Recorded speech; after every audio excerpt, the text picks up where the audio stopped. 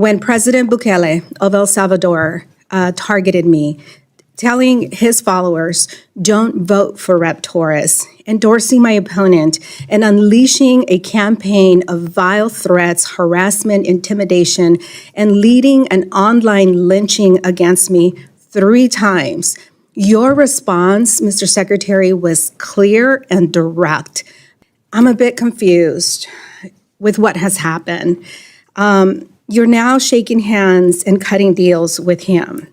And you facilitated what our Supreme Court has ruled as an illegal rendition, a Maryland father sent to a torture prison in El Salvador.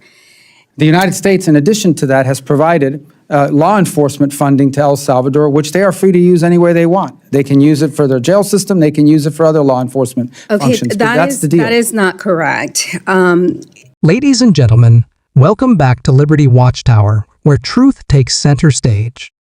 Here, we keep you informed, engaged, and thinking critically in a world that often demands it. If you're new to the channel, please like this video, subscribe, and tap the notification bell to stay up to date with our real, unfiltered truth. Let's dive in. Rep. Ritchie Torres, DNY, accused the Department of Homeland Security of cooperating with El Salvador's authoritarian president, Nayib Bukele, in ways that may violate U.S. law and human rights norms. Mr. Chairman. Ms. Torres. Thank you, Mr. Chairman. Mr. Secretary, welcome. Thank you for being here. Congratulations on your appointments. With great power comes great responsibility. The responsibility to our Constitution, to the American people, and to the truth. You have built a reputation as someone who stood up to dictators, someone who defended our democracy from foreign threats. And I know that firsthand because you, Mr. Secretary, defended me in the past. When President Bukele of El Salvador targeted me, telling his followers, don't vote for Rep. Torres, endorsing my opponent, and unleashing a campaign of vile threats, harassment, intimidation, and leading an online lynching against me 3 times. Your response, Mr. Secretary, was clear and direct. My home was vandalized with gang graffiti. My husband was confronted in our front yard while we were having a toddler swim party. That child is watching us right now. A man filmed himself planning to shoot me. Our Justice Department agreed with us in a 2022 court indictment alleging that Bukele has a deal with MS-13 gang leaders, receiving support from MS-13 and strategizing on how to better hide murderers from the public, disappearing them. In fact, a woman who dared to lead an anti-corruption unit in El Salvador was just arrested by Bukele's attorney general, and no one knows her whereabouts.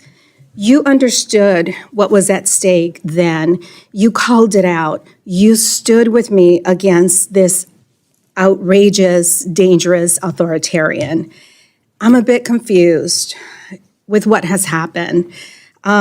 You're now shaking hands and cutting deals with him.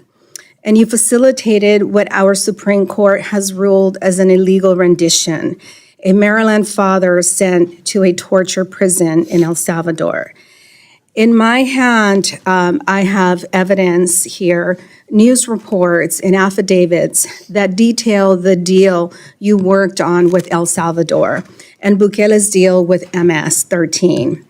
I have here interviews with MS-13 gang members revealing the truth behind Bukele's gang ties.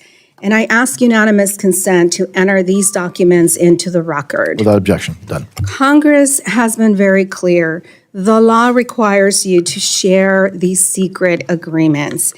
And let me be clear on which agreements I'm talking about. The State Department is usually the lead agency, but at the very least, a part of negotiations with foreign countries, not the Homeland Security, the State Department.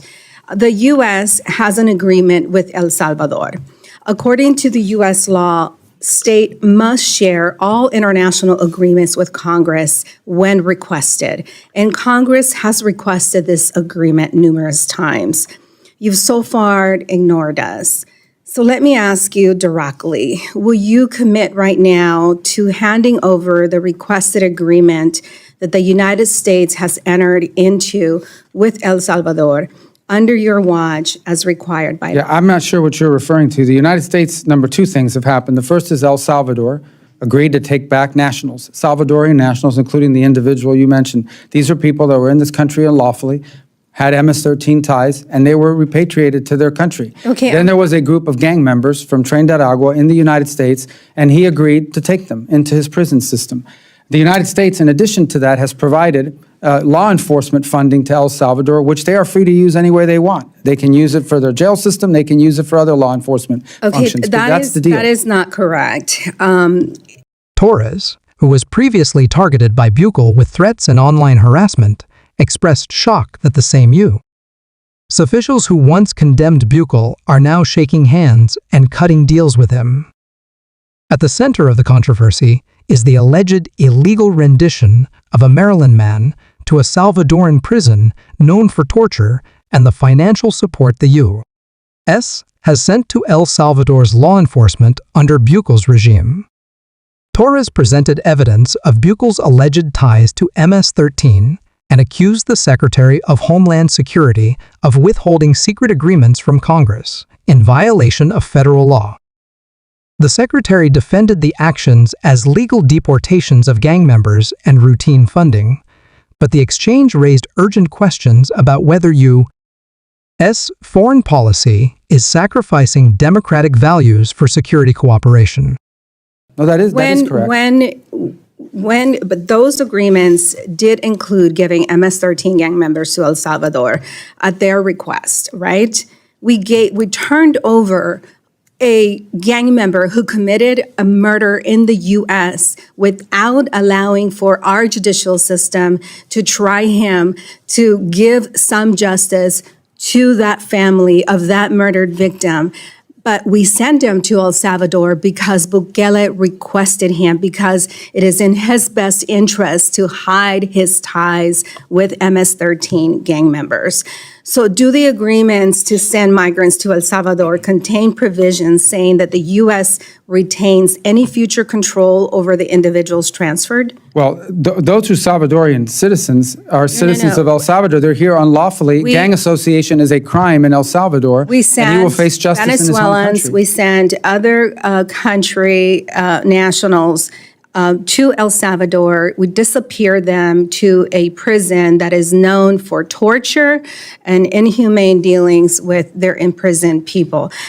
How much U.S. taxpayer money did your department send to Bukele's regime? And Mr. Secretary, I would ask you to answer very briefly, because we have to move on. Bottom line is, we gave them law enforcement funding as we do for other countries in Central America, and who we sent to them were Tren de Aragua gang members that Venezuela won't take. So we have to send them somewhere else. We don't want them in our country. We don't want these gangbangers in the United States. I agree with you on that. Yeah, Mr. Alford.